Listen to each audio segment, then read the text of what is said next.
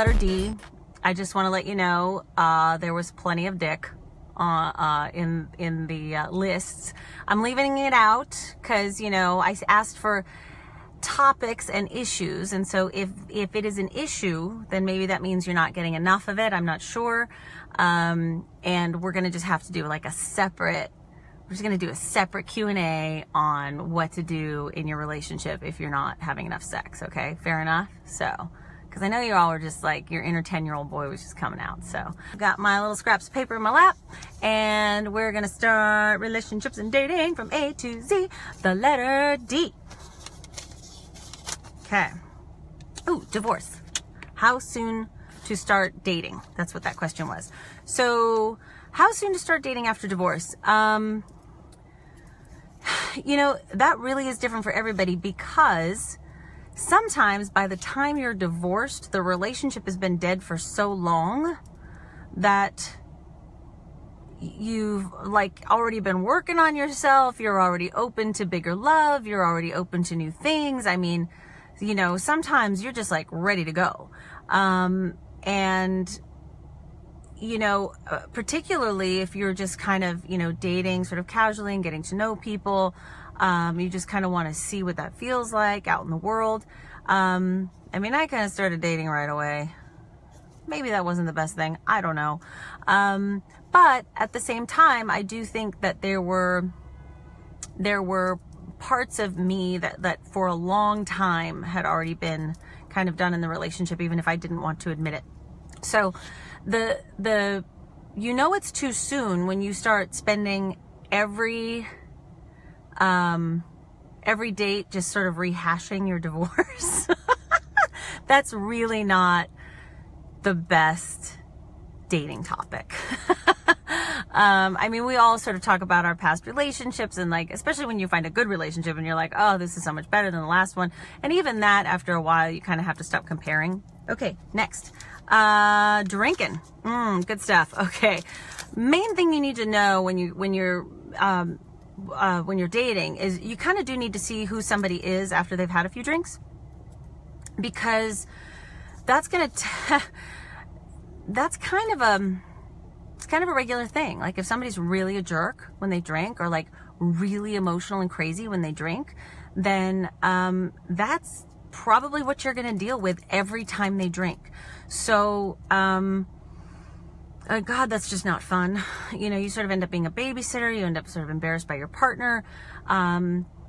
Drinking is a really huge issue in relationship. And if you don't want to be sober and you don't want to date somebody that's sober, you know, that can be an issue too, right? That's part of your being able to be social in the way that you want to be social. You know, some people can handle their booze and some people can't. So that's a really, really important thing to not shy away from looking at. Like, you really actually want to look at that issue. So, dependability. Dependability, I'm wondering what this person was thinking of when they said this. Dependability. I would say that when someone is dependable, right, they are showing you that that you matter. They're operating in a way where you can count on them, and they're being there for you because they want to be there for you. They want you to know that they're on your side, right? So this comes down to that issue, that allegiance, that like really knowing that you have somebody on your side. Pretty, you know, we choose relationships for joy. We choose life partners for even more complicated and expansive and variety of reasons. You know, one of which is really to feel partnered and to feel witnessed and to feel like we have somebody on our side as we're kind of out there in the world, right? So, so dependability is an important quality to aim for in yourself, you know, and to express that need to your partner, that you kind of need them to be dependable. So, and it's such a wonderful grounding feeling when somebody can be dependable. Daily chores. Well, this could be about dependability. daily chores are extremely unsexy. And so it's really important, I think, to divide, more D words, to share them. The tedious chores of life, you know, the laundry, the dishes, the upkeep of the house, the cleaning up of the dog poop, all that stuff. You can divide it up to where that's sort of one person's job, I suppose, and then the other person like goes out and makes money. That can work. However, there's a certain amount of autonomy that we are exemplifying when we handle our own shit. You know, when we can kind of be a grown-up and we can handle our own laundry and we can handle our own stuff, right? And so when somebody doesn't do that, then you sort of become their mother, they become less autonomous, or they sort of become your caretaker and you don't have that autonomy, and it's not sexy. I mean, that's the truth. I mean, you can make it work and it can be peaceful and you can share all that, but it's not real sexy. So I would say the sexier way to handle daily chores is really to just acknowledge that they need to be done, kind of divide them up evenly or do them together, you know, kind of be in it together, because that's part of that being on each other's side. It's part of feeling like a team. So, you know, and I don't know, make it sexy. So, dirty talk. Have some dirty talk while you do your daily chores. So, ooh, baby, this laundry soap is toxic. So don't eat it. Dirty talk. Oh man, this is dicey.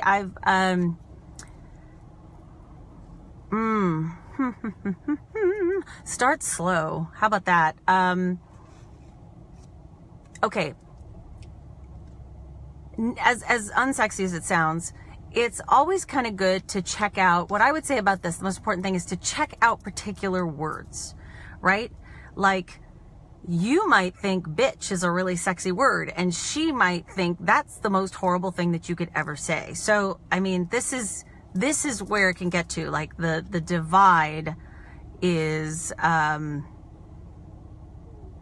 be, really devastating. Okay. So you want to be careful and start slowly. And then, you know, if somebody does say something, in bed that troubles you, try to go back to that thing we talked about yesterday, which was trusting intent. Okay.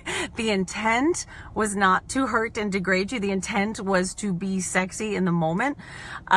So if you can then, bring it back to the concrete when you said this, you know, I felt like this. I know that, you know, you can even say, I know that your intention was to be sexy, but that, you know, that sentence or that, you know, that thing that you said, really triggered some stuff for me. And then you can talk about it. And that kind of, you know, that kind of stuff doesn't have to be the deal breaker in the relationship. It can actually just bring you so much closer, right? Because then you're learning about each other. They could say, oh, gosh, you know, I always thought of that as a sexy thing, or this. And then you start to kind of uncover little layers of each other, slowly, go slow, and learn more about each other, and you can even learn more about yourself, because you're like, wow, I never even knew that triggered me, or I never knew I had that belief system or that feeling around it. So, that's what I want to say about dirty talk. And what's this? Oh, dating more than one person at a time. Yeah, this is something that is really interesting in early dating. Women tend to not want to do this because they're like, oh, I just want to explore this. But when you do that, when you go out with somebody and then, like, say, take your profile down, not only are you sort of sending this signal of like, I've already decided that you're total relationship material. And I know you can say like, oh, I just don't want to be bothered with other people and I just want to explore this. That is not the message you're sending. And it's not the message you're sending to the universe. You're not saying, you're by only dating one person in the beginning, you're kind of opting for default dating. You're closing doors while you do this. And so dating more than one person at a time can actually be a really eye-opening, really good thing, because you can, I'm talking about obviously when nobody's asked for a commitment and we're not in that stage. I'm I'm thinking about above board, essentially. Dating more than one person at a time puts you in a position where energetically you sort of remember that you have options. You're not spackling in, like making the one person that you've decided to get to know perfect, you know, like ignoring red flags and ignoring signs. But you want to be, you know, obviously you want to be respectful about it. And also just know that, like, if you find out that, like, you started dating somebody, you've been on 2 dates and they went on a date with somebody else, that doesn't mean that they don't, or if their profile's still up, or they looked at, I don't know, God, nobody has any privacy anymore, so you can just tell what everybody does. But if you find that out, that doesn't mean that they're not into you. They might be really into you. They're just needing to, it might even mean that they're so excited about you that they kind of just want to see how they want to keep a date maybe that they already made and kind of go like, whoa, and kind of feel that viscerally. Particularly men, they kind of need to feel things in their bones, and they're like out with that other person going, wow, like she's not her, you know, and meaning you, like wanting to be with you. So sometimes people pull away or seem to kind of explore other things because they're actually really excited about you, and it scares the shit out of them. So before they make a jump to like making you their girlfriend or going into a commitment or whatever, that they kind of check things out a little bit. So that's what I've seen quite a bit. Deception. Oh God, deception. I mean, look, there's going to be people that are assholes that lie and they're deceptive, and that's just how they operate in the world completely. But if your relationship is long term and deception starts to kind of come out of nowhere, you have to look at the difference between privacy and secrecy. You know, if somebody has, you know, private thoughts, you know, whatever, and I'm not saying like private relationships. I'm just saying if they're starting to deceive you, right, and they're operating in a place of secrecy, then there's something going on there where they're not feeling that they can be authentic in the relationship, and so they have to be deceptive. Or if you feel that you have to be deceptive, you can't be authentic in the relationship. Or maybe you don't feel like they're on your side. So when deception is happening, and again, I'm not talking about somebody who's like a sociopath who's always deceptive with everybody in their lives. I'm talking about a relationship that has been, you know, above board, you know, for years, and then like starts to become deceptive. That is a huge red flag. It's generally not a cause. It's an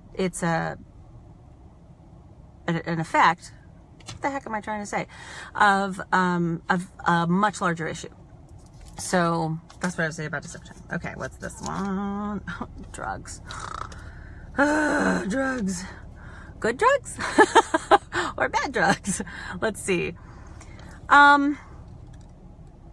You know, if someone's into drugs and the other person's not,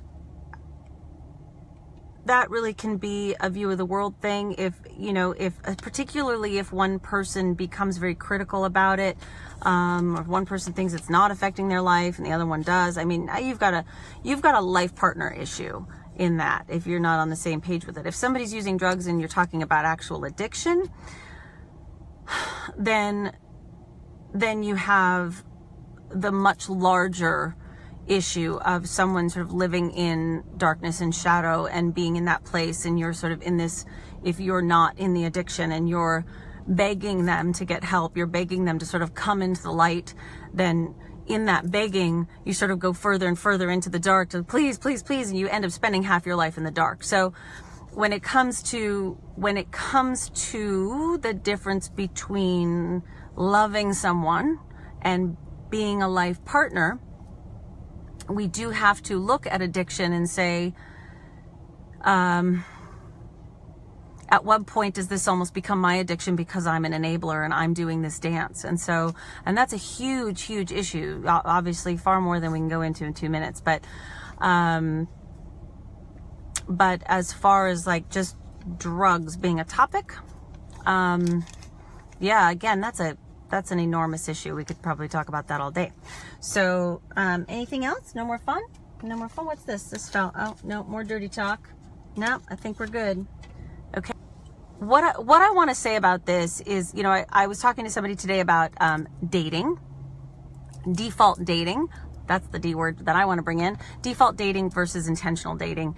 And default dating is when you sort of take, like I was talking about before, dating more than one person at a time. In that topic, you sort of take whoever's chosen you and you kind of try to make that work, because we're out in the world with, you know, so much choice and so much swiping, and it's almost so much choice that we don't choose. You know, we just kind of go like, oh, I'll just see what happens. It's too much. I can't make a decision. I can't figure this out. And then sort of whoever chooses you, or whoever you sort of connect with, you decide, well, I'm just going to decide that that's kismet and I'm going to just make it work. And then you start spackling in. And the problem with that is that you can burn so many months doing that. You can just burn like 3 months, 6 months, 8 months, year and a half, 20 years doing that.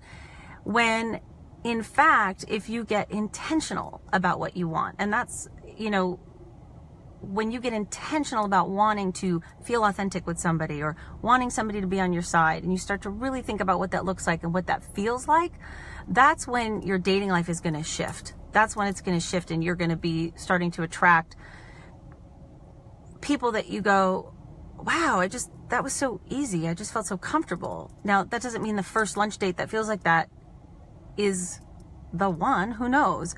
But you're going to start drawing people into your life that are more in line with what you're really looking for.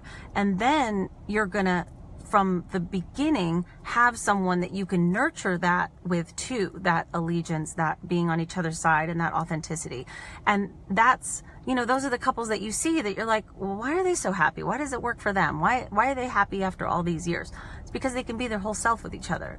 And so, you know, this idea that like if you love yourself first and then you're going to find love, I don't know. I've asked an awful lot of couples who've been married a really, really long time, and, you know, did you love yourself before you met each other? And they're like, no, I'm not even sure I'm not sure I love myself today. And there's an awful lot of truth to that in another way, what it means to love yourself and be in love with yourself and all of that. But the most tangible thing that you can take with you right now is to be courageous enough to be intentional about your dating. Really think about how you want to feel with your partner. What does that mean? Not just like, oh, I just want somebody who wants a commitment. What does that mean? What does that feel like? What's it going to feel like when they call? What's it going to feel like when they meet your family, when they meet your parents? Things like that. So, all right, I'm talking too much. You guys are awesome for watching. Thank you. Thanks for hanging out in my car with me. I didn't get a ticket. So, last bit of information, go to sophievenable.com, and I will see you tomorrow for the letter E. Exciting. Haha. Now I don't even know how to stop this. Oh, finish. Bye.